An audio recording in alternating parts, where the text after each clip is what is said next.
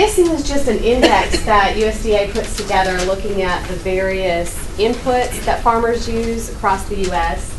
And what the big takeaway is from this is looking at it in an analysis is that we're not seeing as much volatility in terms of our inputs compared to several years ago. Now, they reset their prices and said that basically 2011 is going to be the average price. And you can see we've seen some increase in inputs since 2011, except in some fertilizers. Let's see, phosphorus and potassium and propane gas and so on. So we've seen some actual decrease, and most of them have actually increased a little bit. But we're not seeing as much volatility. Now, this year might be a little different in terms of diesel fuel. We're seeing a little more volatility in that area. But I want to talk to you a little bit about fertilizer demand. And 70% of fertilizer consumption is based in China, India, the United States, and the EU and Brazil. So what is going on in terms of the ag economy in those countries impacts the demand for fertilizer. And these are some things that drive demand from the short term to the long term. So, of course, crop prices have a big impact. Corn demands a lot of fertilizer. We saw corn acres go down significantly in the U.S. last year because prices were down, and so demand for several of those fertilizers went down as well. And we're really seeing demand for fertilizers just down domestically as well as globally. The own price of fertilizer impacts it as well, and you can see some things that are longer term that will drive demand as we move on out into the future. It will, because of rising populations, changing diets, things like that, demand is going to come back, and prices will go back up again, despite them being lower now.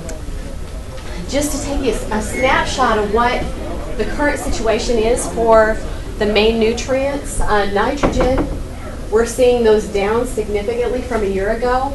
Depending on the source, it could be 13 to 18% lower from a year ago.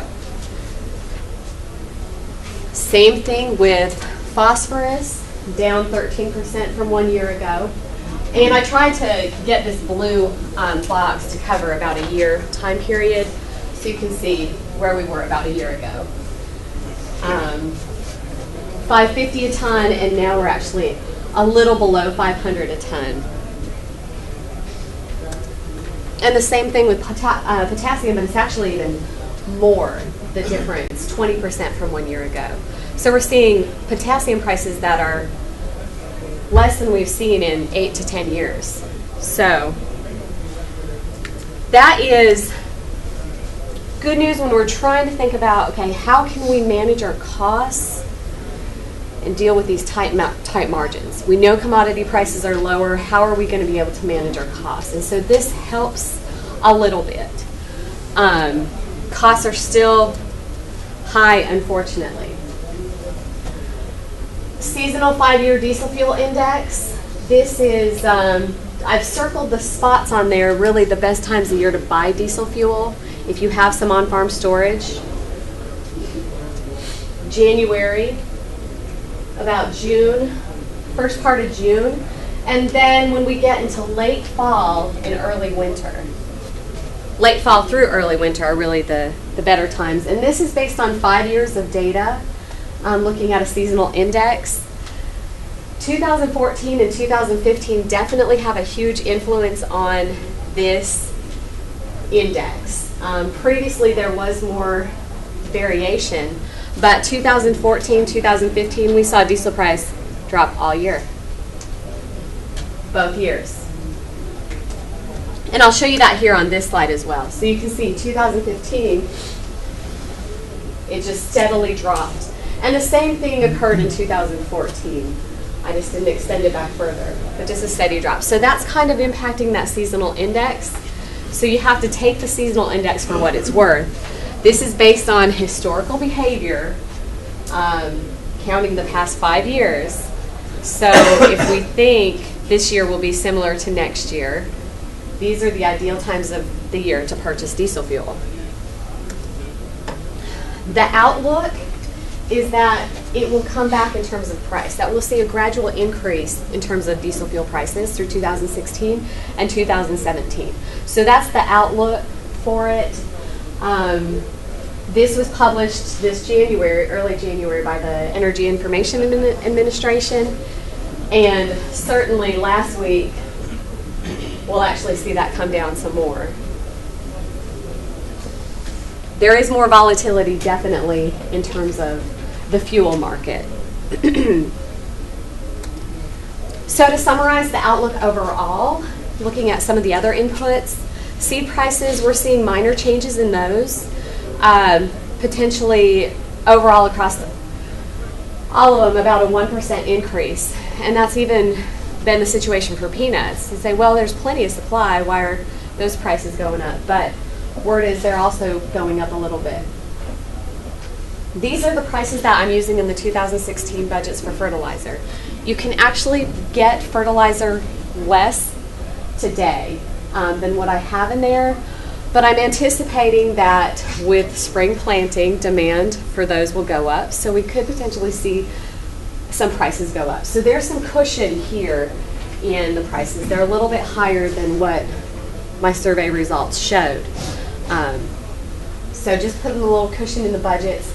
As far as diesel fuel, we're using $1.80 a gallon, and that really makes irrigation, if you're 100% diesel, it makes it a lot less expensive. Previously, a couple years ago, 2-3 years ago, we were paying $18 an acre inch to irrigate 160 acres. Well, now it's $9. So eventually diesel will go back up. So even though you made the investments in electricity and you're thinking, man, maybe I should have waited on that investment, it's probably still a good idea because those prices will eventually come back up. But if you still have some, this will help provide some relief this year in terms of cost. Chemicals, some are up, some are down from last year, estimating about a 1% increase overall. New tractors and equipment up 2% from last year, and wage rates as well. We have increased those about 3%. All right, I have 2 minutes, so I don't know if I'll be able to go through the crop comparison tool. Most of you have seen it before. It is in a spreadsheet, and you can download it from the website here and adjust yields and prices to be reflective of your management. Let me go ahead and pull it up just to show you a couple things. You can change the yields and prices, and I think it was last year I was talking to some growers and they're saying, well, we know somebody that's trying to grow 3 bale cotton and they're not putting as much fertilizer. They're putting a lot more fertilizer out than you have in the budget. I said, okay, yeah, that makes sense. We're budgeting for 1,200 pounds, and so we're fertilizing for 1,200 pounds. So let me show you, if you wanted to, I just have a little formula in there to automatically watch this cell here, fertilizer and lime. If we're going to be trying to get 1,500 pound cotton, we're going to have to be putting more fertilizer out there. So trying to make the tool a little better every year, and we get great feedback from all of you and from agents and so on to try to make it, and farmers, fellow farmers, to make it more accurate. So we did the same with corn and the other commodities. Peanuts, the extension recommendation is not really to put a fertilizer out there, so you're not going to see that number change if you adjust the yield. At the bottom of the handout, you see the footnotes. It says the fertilizer prices that we're using. You can change those and automatically adjust this as well. Some final things to think about. I'm just scrolling down and looking to that first yellow and orange line. Your return above your variable cost. When you're making planting decisions from year to year, this is what you want to look at. You want to make sure that you can cover your operating expenses, pay for your seed, fertilizer, labor, repairs and maintenance on machinery and equipment, all that other stuff. If you have any custom work done, and so on. You probably noticed the whole land rent row is blank. We don't have a number in there, but you know what you pay. So you take land rent out of here and say, well, can I cover my costs? I think, well, based in the 2008 Farm Bill, USDA was mandated to collect cash rental rates. And so now they're publishing cash rental rate information. Every year they give a state average. Every other year they actually break it down by county. For 2015, they was just a state average. So the state average for irrigated cropland was $191 an acre last year. And non-irrigated was $63 an acre. That's a state average. So we're looking at North Georgia, South Georgia. Is that on row crop or is that? Just, it's cropland. So, and it's a state average. So we're looking at North Georgia, South Georgia, and it's an average. So people are paying more than that, and people are paying less than that. So you have to keep that in mind. The more accurate one is going to be the county-based average, because you'll account for fluctuations in soil quality and all that other stuff. The most recent county-based information is from 2014. If you're interested in seeing that publication, we do have it on our website as well, and so you can check it out and figure out, all right, well, in 2014, the county average was this. But you have to keep in mind the economy was different then as well, too. Commodity prices were a little bit better. And maybe it was, yeah, it was 2014. So the county-based averages for 2016 should be released this September. It's not going to help you this year, but in the future. So, okay, be able to cover these costs. Don't have land rent in there. And I'll just leave you with a few other things to think about. Tough decisions. This one is just showing if we took out the state average land rent. Let me click my, because it's busy, I've highlighted just the return above your operating expenses. So the return above your operating expenses goes back to paying you, going back to paying any debt obligations, any overhead, fixed costs, all that other stuff, if there's anything left over. So state average land rent based on USDA National Ag Statistics Survey for 2015.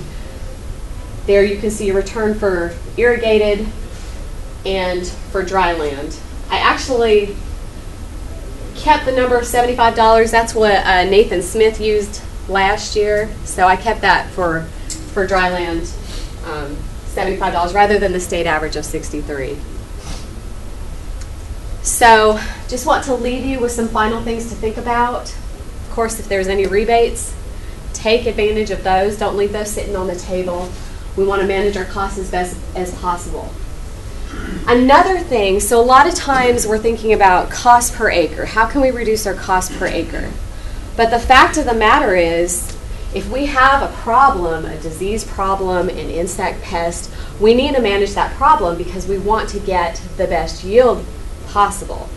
So if you're thinking about reducing your cost, think of it from reducing your cost per pound rather than on a per acre basis. Because you want to get the best yield you possibly can, managing the costs and any issues that you come up with. So excellent management, reduce your cost per pound. Do you have more equipment than you need? Is there any way that you can sell some of it? Maybe this year or next year. Can you afford your land rent? Is this the time of year for you to back off your as many acres as you're farming and farm what you own? And then another big thing is we're going to have to reduce family living withdrawals, and that's tough because we've had good times, and it's hard to go back to tightening that belt.